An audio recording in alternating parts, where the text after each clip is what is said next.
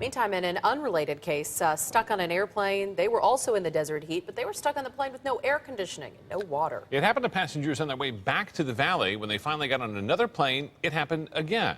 ABC 15's Corey Rangel is live. And Corey, passengers had problems on two different planes here? Yeah, and many of them were on their way back to the valley from a weekend trip in Vegas and felt they were dealt a bad hand on the way home.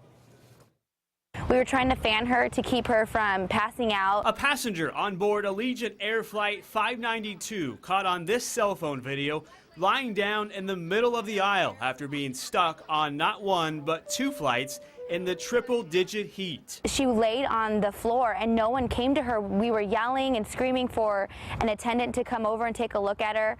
They said, everybody just, stay in your seats, back up, back up. Genesis Altamirano was on the same flight and says the airline crew ended up giving the woman oxygen.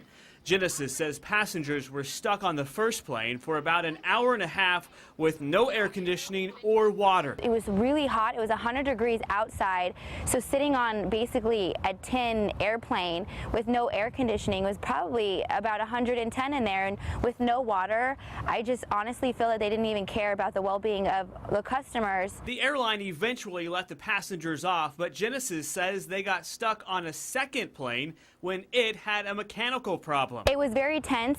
People were yelling, people were complaining, people kept saying, I feel claustrophobic. Some people were saying, I need air, I need air. We reached out to Allegiant Air multiple times, but never heard back from the airline.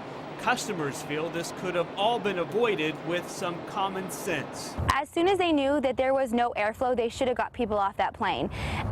They should have let us all get off and let us reboard once they had the air going back on.